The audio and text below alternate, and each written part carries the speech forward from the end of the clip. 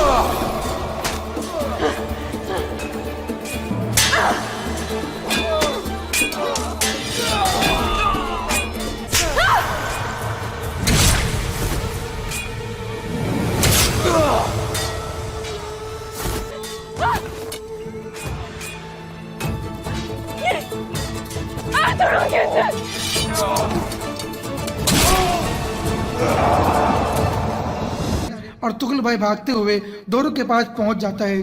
दोरुग एक बड़ा सा खंजर बच्चे के पेट पर रख देता है। अर्तुगरुल भाई कहते हैं, अपने हाथ मेरे बच्चे से हटा लो, तुम्हारा मसला मेरे साथ है।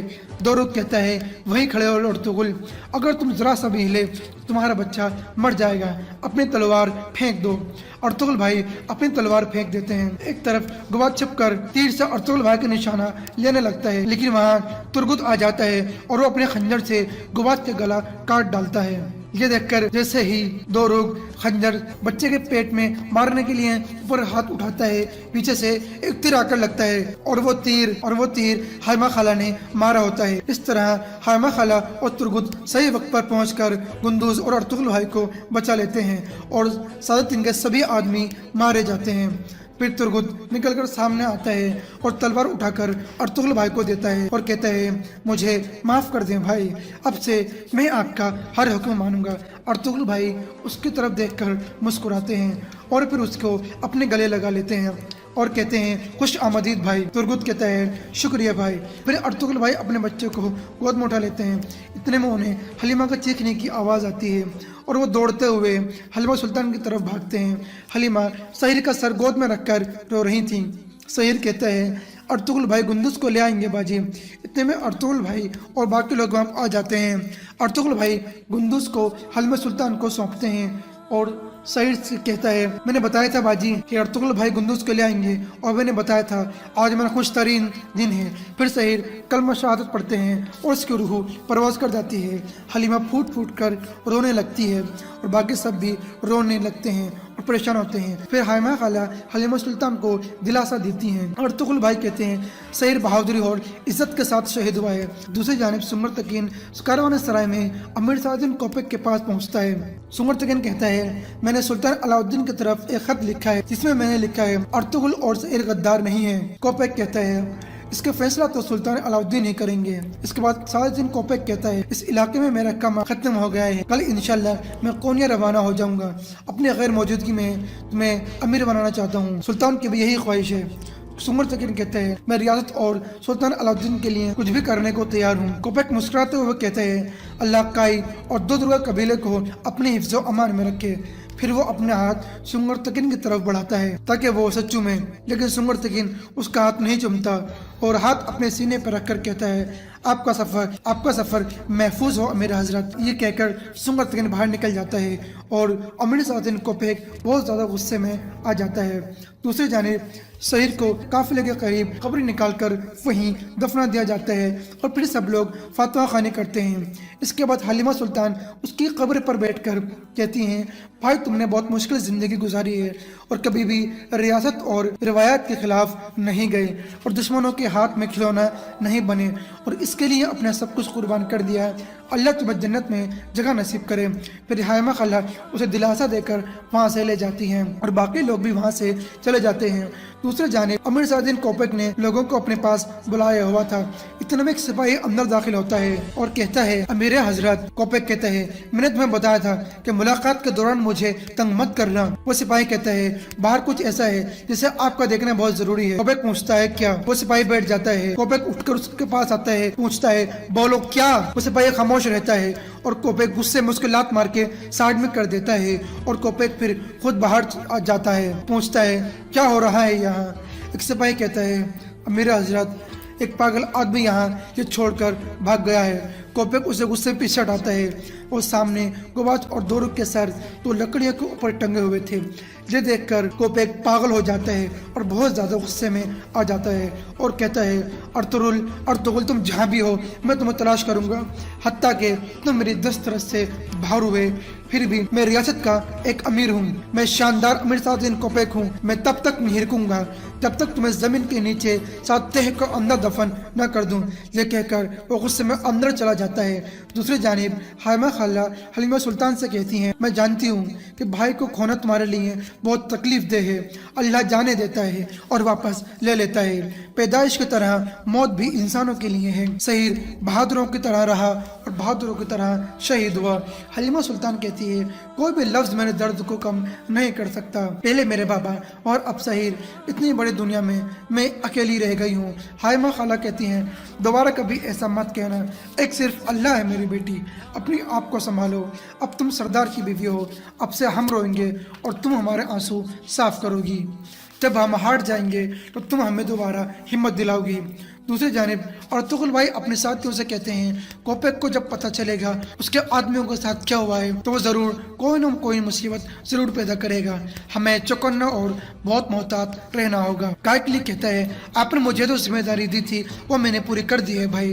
अर्तुगरुल भाई कहते हैं, बहुत अच्छी गायकली। इतने में एक तरफ से इब्न अरबी काफिले के साथ वहाँ आ जाते हैं। अर्तुगरुल भाई उन्हें देखकर मुस्कुराते हैं और खुश होते हुए आगे बढ़ते हैं। इब्न अरबी उन्हें सलाम करते हैं और सलाम के बाद कहते हैं, हम भी आपके सफ़र के साथी बनकर यहाँ आए हैं बेटा।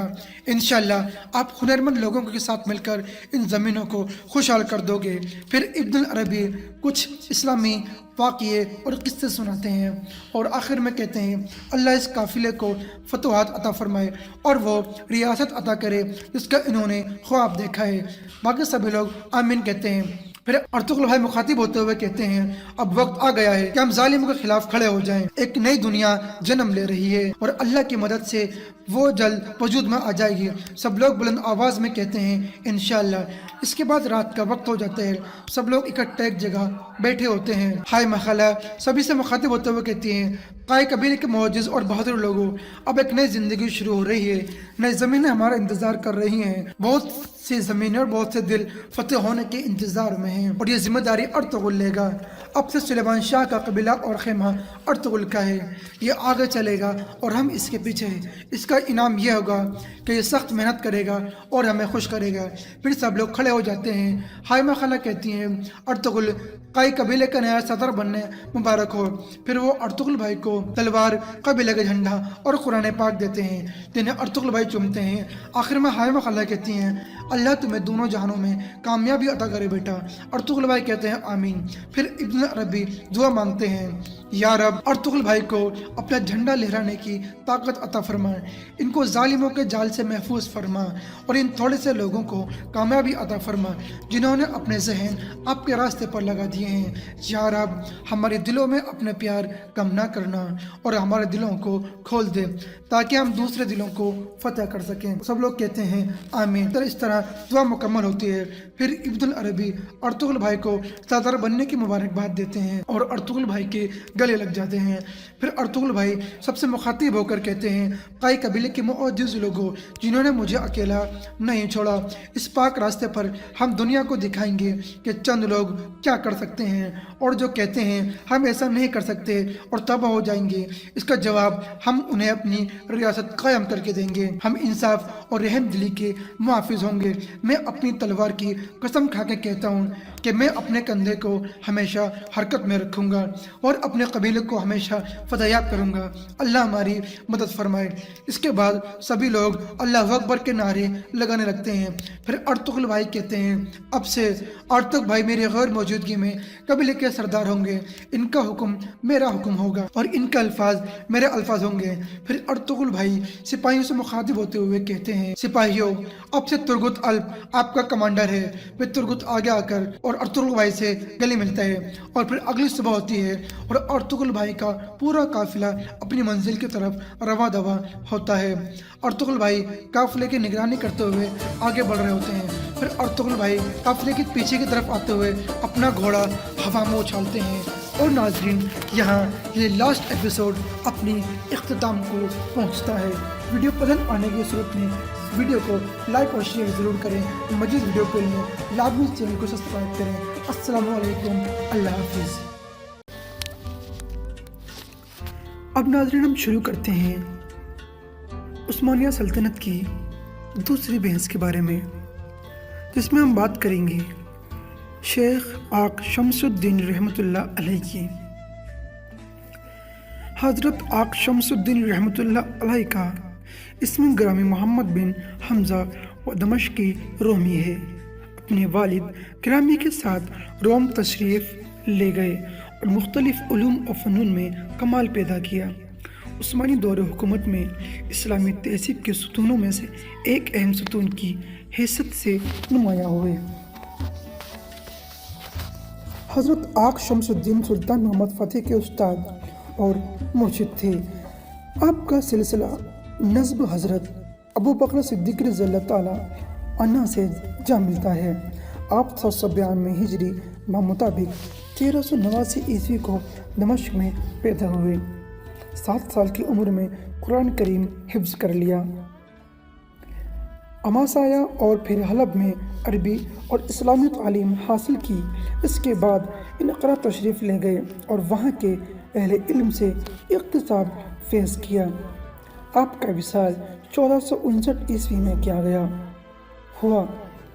हज़रत शेख आक शमसुद्दीन ने अमीर मोहम्मद फ़ातिह को इस दौर के बुनियादी उलूम पढ़ाए, यानी कुरान और सुन्नत, फ़क़ह, उलूम इस्लामिया और लसानियत, अरबी, फ़ारसी और तुर्की के अलावा जदीद उलूम मसलन रियाजी, फ़ल्कियत, तारीख़, फ़नून हरब।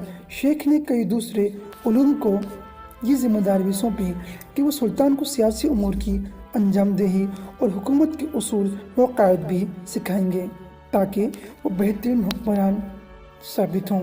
ये उन दिनों की बात है जब सुल्तान मगनीसिया में इमारत के फ़राइज़ सर अंजाम दे रहा था। शेख आक शमसुद्दीन ने इस सागर सुनी में अमीर को ये बात बावर करा दी थी कि हदीस नबवी तर्जुमा कुस्तुनतुनिया ज़रूर फतेह होगा और उसका अमीर बेहतरीन अमीर और लश्कर बेहतरीन लश्कर होगा का मुस्दाक वो खुद है। और जब यह अमीर तख्त नशीन हुआ और दौलत उस्मानिया के इन्नान हुकूमत संभाली तो वो जवान हो चुका था। शेख ने उसे हुक्म दिया कि फ़ौरन अपने लश्कर को तैयारी का हुक्म दे ताकि रसूलुल्लाह सल्लल्लाहु अलैहि वसल्लम की यह हदीस उनके हक़ में पूरी हो जाए। सुल्तान ने अपने मुर्शिद के हुक्म से चारों तरफ से कुस्तुनतुनिया का मुहासरा कर लिया और 54 रोज़ तक दोनों फ़ौजों में खुरेज़ी जंग जारी रही। इन जंग में जबकि ज़ोर करन पड़ रहा था, बेज़नीतियों के पास बर वक्त मदद पहुंच गई तो उनकी खुशी की कोई इंतहा न रही। पोप ने 4 जहाज़ भेजे थे। वो उस्मानी जहाज़ों से लड़ भड़कर किले के सामने पहुंच चुके थे और इस कामयाबी ने महसूरीन के हौसलों को मुइज़ कर दिया था। ऐसे में उस्मानी अमरा और वज़रा जमा हुए और सुल्तान मोहम्मद फ़तेह की खिदमत में पेश होकर अर्ज़ की, आपने एक शेख के कहने पर इतने बड़े लश्कर को इस शहर के मुहासरे पर लगा दिया है। उनका मकसद शेख शमसुद्दीन थे। बहुत सा लश्कर हलाक हो चुका है और बहुत ज़्यादा साज और सामान बर्बाद हो चुका है। फिर किले में मौजूद काफिरों को अंग्रेज़ों की तरफ से मदद पहुंचने वाली है और फतेह की कोई सूरत नज़र नहीं आ रही है। सुल्तान ने अपने वज़ीर वली उद्दीन अहमद पाशा को शेख आक शमसुद्दीन के खेमे में भेजा ताकि वो पूछें कि इसका हल क्या है। शेख ने जवाब दिया, अल्लाह करीम ज़रूर फजल फरमाएगा और शहर फतेह होगा। सुल्तान इस जवाब से मुतमईन ना हुआ और अपने वज़ीर को दोबारा शेख की खिदमत में भेजा और अर्ज़ की कि कदरे वजाहत फरमा दें। शेख ने इस गुजारिश पर अपने शागिर्द और वज़ीर मोहम्मद फ़तेह के नाम पर वलाईनामा तहरीर फरमाया। अगर उर्स में लिखा था, अगर इन जहाज़ों के वाक़ई ने तुम्हारी दिल शिकनी की है और लोगों ने तुम्हें मलामत किया है और कुफ़ार को खुशी और शादफानी हासिल हुई है, तो याद रख, ये एक साबित शुदा उसूल है कि बंदा तदबीर करता है और अल्लाह करीम फ़ैसला फरमाता है और हुक्म अल्लाह का पूरा होकर रहता है। हमने अल्लाह से इल्तिजा की है और कुरान करीम की तिलावत की और उसके बाद ओंग आ गई। अल्लाह की करम नवाजियाँ रूनुमा हुई और ऐसी बशारतें नसीब हुई जो इससे पहले कभी नसीब नहीं हुई थी। इस गुफ्तगू ने अमरा और लश्कर में राहत और इत्मीनान पैदा कर दिया। उस्मानियों की जंगी कौंसिल ने फ़ौरन जंग जारी रखने का फ़ैसला लिया। फिर सुल्तान मोहम्मद बज़ाते खुद शेख के खेमे की तरफ गया, उनकी दस्तबोसी की और अर्ज़ की, मेरे आका, मुझे कोई दुआ तालीम फरमाइए जिसकी बरकत से अल्लाह ताला मुझे फ़तेह की तौफ़ीक़ अता फरमा दे। शेख ने उन्हें कोई दुआ सिखाई। सुल्तान अपने पीर और मुर्शिद के खेमे से बाहर आए और आम हमले का हुक्म दे दिया। सुल्तान चाहता था कि उनके पीर और मुर्शिद हमले के दौरान उनके साथ साथ रहें। आदमी भेजकर उनसे इस्तदा की, लेकिन शेख ने हुक्म दे रखा था कि कोई आदमी उनके खेमे में दाखिल ना हो। दरबान ने सुल्तान के फुरस्तदा को अंदर आने से रोक दिया। फुरस्तदा वापस लौट गया। सुल्तान को दरबान की इस बात पर बड़ा गुस्सा आया। वो खुद शेख के खेमे की तरफ आया ताकि उनसे गुजारिश कर सके। दरबान ने सुल्तान को भी खेमे में जाने से रोक दिया। ये शेख का हुक्म है। सुल्तान ने आस्तीन से अपना खंजर निकाला। खेमे का कपड़ा एक तरफ से चाक करके अंदर झांका तो अजीब मंजर था। शेख अल्लाह करीम के हुजूर सजदे में पड़े हुए थे। उनका अमामा उनके सर से गिर चुका था। उनके सफ़ेद बाल ज़मीन पर बिखरे हुए थे और दरवेश मुबारक और सर के बालों से एक नूर हवा दे हो रहा था। सुल्तान अपने पीर और मुर्शिद की इस कैफियत को देख रहा था। अचानक शेख ने अपना सर सजदे से उठाया। आंसू उनके रुखसानों पर मोतियों की तरह चमक रहे थे। वो अपने रब से दुआ कर रहे थे और फतेह और नुसरत के लिए इल्तिजा कर रहे थे। सुल्तान उसके बाद अपनी क़यामगाह में आया और फसील शहर पर नज़र की। अचानक वो क्या देखते हैं, फसील में शगाफ पैदा हो चुके हैं और मुस्लिम लश्कर बड़ी तेज़ी से शहर में दाखिल हो रहा है। सुल्तान इससे बहुत खुश हुआ और कहने लगा, मैं इसलिए खुश नहीं कि शहर फतेह हो गया है, बल्कि मेरी खुशी इस वजह से है कि मेरे दौर में ऐसी बाबरकत हस्तियाँ मौजूद हैं। अल्लामा शौकाफ़ी अपनी किताब अल-बद्र अल-ताई में लिखते हैं कि शेख शमसुद्दीन की बरकत और फजलो कमाल का ज़हूर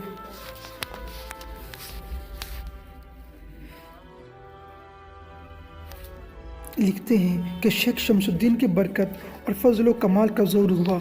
उन्होंने सुल्तान को बता दिया था कि किस रोज़ उनके हाथ पर कुस्तुनतनिया का शहर फतेह होगा। जब उस्मानी सिपाही पूरी क़ुव्वत और जज्बे से शहर पर टूट पड़े तो हज़रत शेख शमसुद्दीन सुल्तान मोहम्मद फ़तेह के पास तशरीफ़ लाए ताकि हालत जंग में उन्हें इलाही शरीयत याद दिलाएं और उन्हें मफ्तूह व मग़लूब कौम के हुकूक़ की पासदारी की तलक़ीन करें, जैसा कि इस्लामी शरीयत में तफसील से मौजूद है। सुल्तान मोहम्मद फ़तेह ने तमाम फ़ौज की हौसला अफजाई के लिए तोहफ़ और अतियात दिए और उनके लिए एक बहुत बड़े खाने का एहतमाम किया। फ़तेह का यह जश्न 3 दिन तक जारी रहा और इस दौरान ज़ीनत और आराइश और खुशियाँ मनाने का पूरा एहतमाम किया गया। सुल्तान फ़ौज को अपने हाथ से खाना खिलाता रहा, जैसा कि हदीस पाक में है, कौम का सरदार कौम का खादिम होता है। इस तकरीब के बाद सुल्तान के पीर और मुर्शिद जो बहुत बड़े आलिम और तकवा और राय हामिल बहुत बड़े इंसान थे, खड़े हुए और फ़ौज से खिताब किया। आपने फरमाया, ए इस्लाम के सिपाही हो, जान लो और याद रखो, नबी करीम सल्लल्लाहु अलैहि वसल्लम ने तुम्हारे बारे में फरमाया था। तर्जुमा: कुस्तुनतुनिया ज़रूर फतेह होगा और उसका अमीर बेहतरीन अमीर और वह लश्कर बेहतरीन लश्कर होगा।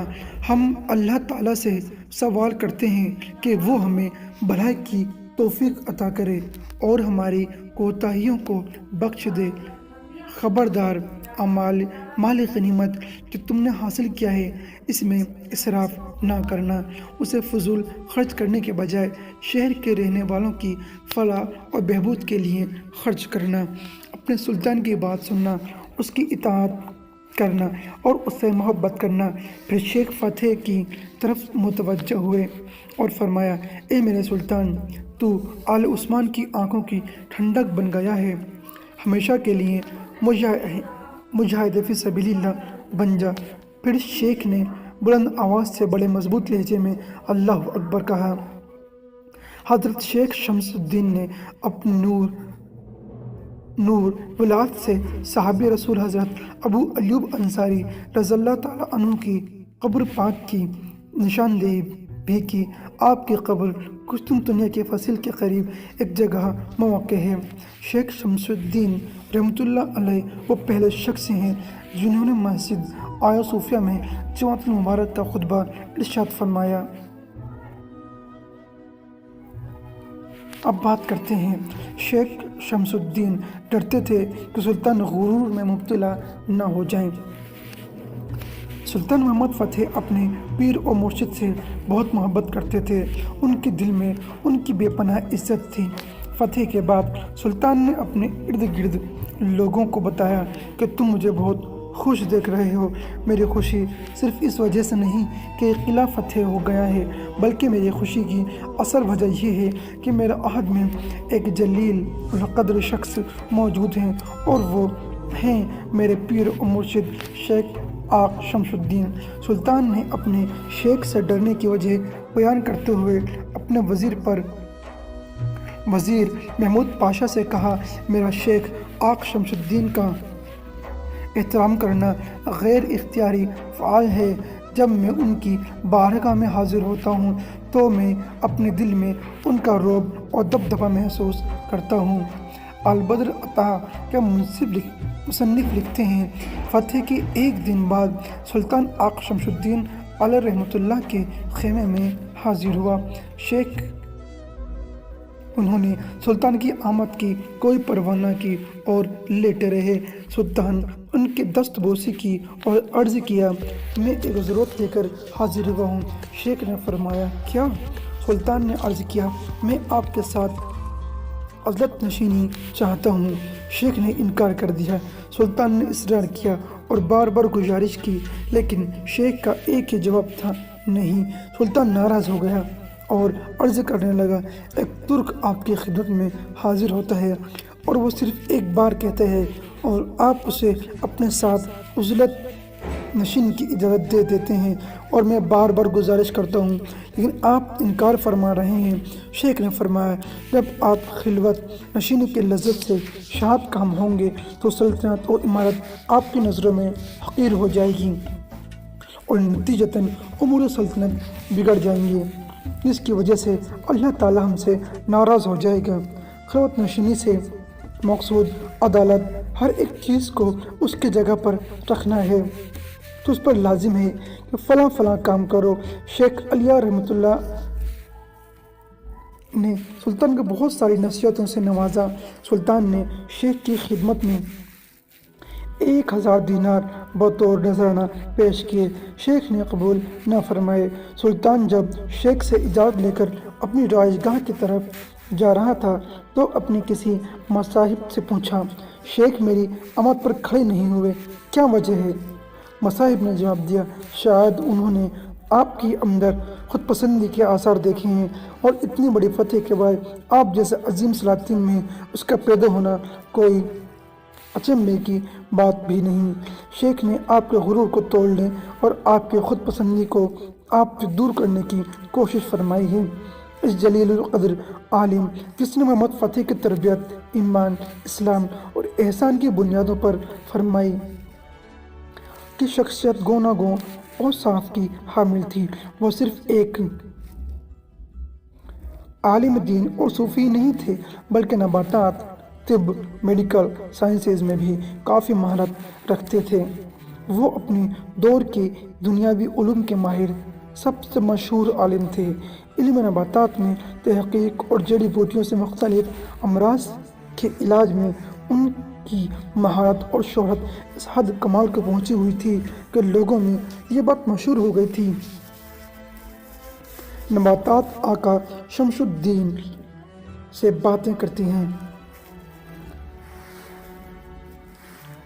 امام شوکافی حضرت کے متعلق لکھتے ہیں، وہ دلوں کے طبیب ہونے کے ساتھ ساتھ انسانی جسم کے بھی طبیب تھے۔ ان کے بارے مشہور تھا کہ درخت اور بوٹیاں ان سے بات کرتی ہیں اور کہتی ہیں میں فلاں مرض کی دوا ہوں۔ پھر فتح قسطنطنیہ کے موقع پر تو ان کی برکت اور فضلت بالکل ظاہر ہو گئی۔ شیخ جس قدر نفسیاتی امراض پر توجہ مبذول فرماتے تھے، اسی قدر بدنی امراض کا بھی علاج فرماتے تھے۔ متعدی امراض کے علاج پر حضرت شیخ شمس الدین نے خصوصی توجہ مبذول فرمائی۔ متعدی امراض اس دور میں ہزاروں افراد کی موت کا سبب بن رہے تھے۔ شیخ نے متعدد امراض کے بارے ترکی زبان میں ایک کتاب بھی تحریر فرمائی جس کا نام معادۃ الحیات ہے۔ آپ ایک جگہ لکھتے ہیں، یہ سمجھنا غلط ہے کہ امراض براہ راست اس خاص پر ظاہر ہوتی ہے، بلکہ حقیقت یہ ہے کہ امراض ایک شخص سے دوسرے شخص کی طرف متعدد صورت میں منتقل ہوتی ہیں۔ جس کیڑے کے ذریعے یہ امراض ایک شخص سے دوسرے شخص تک پہنچتی ہیں وہ نہایت ہی چھوٹا ہوتا ہے، اتنا چھوٹا کہ خالی آنکھوں سے نظر نہیں آتا اور یہ کیڑا زندہ ہوتا ہے۔ اور اس طرح شیخ آقا شمس الدین رحمۃ اللہ علیہ نے میکروسکوپ کی تعریف وضع فرمائی۔ یہ بات 15ویں صدی عیسوی کی ہے۔ یہ پہلے شخص ہیں جنہوں نے یہ نظریہ دیا۔ اس وقت تک میکروسکوپ ایجاد نہیں ہوئی تھی۔ حضرت شیخ علیہ رحمۃ اللہ کی حیات ظاہری کے 400 سال بعد فرانسیسی سائنسدان لوئس پاسٹر پیدا ہوئے جس نے کیمسٹری اور بائیولوجی میں داد تحقیق دی اور اسی نتیجے پر پہنچا جس پر شیخ 4 صدیاں پہلے پہنچ چکے تھے۔ شیخ آقا شمس الدین رحمۃ اللہ علیہ نے سرطان کے بارے بھی تحقیق فرمائی اور اس موضوع پر اپنی تحقیقات کو قلم بند بھی کیا۔ شیخ کی 2 کتابیں طب سے متعلق ہیں، ایک معادۃ الحیات اور دوسری کتاب الطب، اور یہ دونوں کتابیں ترکی اور عثمانی زبان میں ہیں۔ 7 کتابیں عربی زبان میں لکھی جو مختلف موضوعات پر ہیں: حل المشکلات، ارسالات النوریہ، مقالات العلیہ، رسالات فی ذکر اللہ، واقعات المتین، رسالۃ فی شرع حاجی بہرام ولی۔ اب بات کرتے ہیں شیخ کی وصال کے بارے میں۔ شیخ نے جب وطن واپسی کی ضرورت محسوس کی تو کونیوک جو ان کا اصل وطن تھا واپس آ گئے، اگرچہ سلطان نے انہیں استنبول جو پرانا قسطنطنیہ میں رہنے کے لیے بہت اصرار کیا۔ آپ 863 ہجری مطابق 1459 ईस्वी को फोत हुए। अल्लाह की आप पर रहमत मग़फ़िरत हो और अल्लाह ताला आपसे खुश हो। इन्ना लिल्लाहि व इन्ना इलैहि राजिऊन।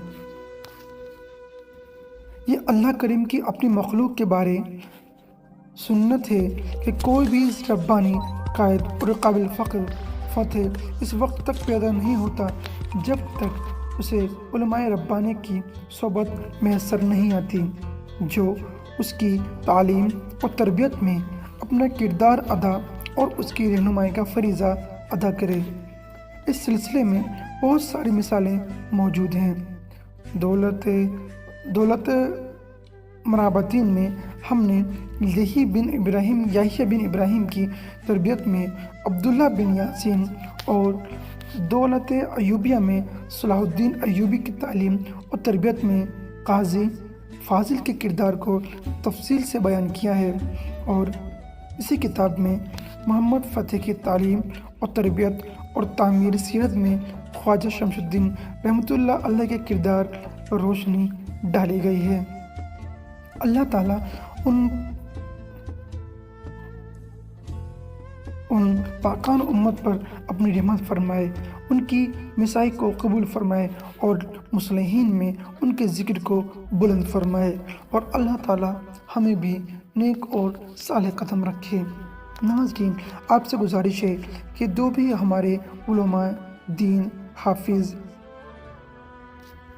पीर हैं, हमें उनकी दिल से कदर करनी चाहिए और हमें ध्यान रखना चाहिए कि हमारी ज़बान से किसी आलिम, फाजिल, मौलवी, मुफ्ती, हाफिज़, कारी, किसी उलमाए दीन, किसी पीर के बारे में कोई हमसे गलत बयानी ना हो जाए, क्योंकि अगर हमने गलत बयानी कर दी, ना मालूम वो शख्स जिसके बारे में हमने गलत बयानी की है वो अल्लाह के बारे में अल्लाह के नज़दीक क्या मर्तबा रखता है।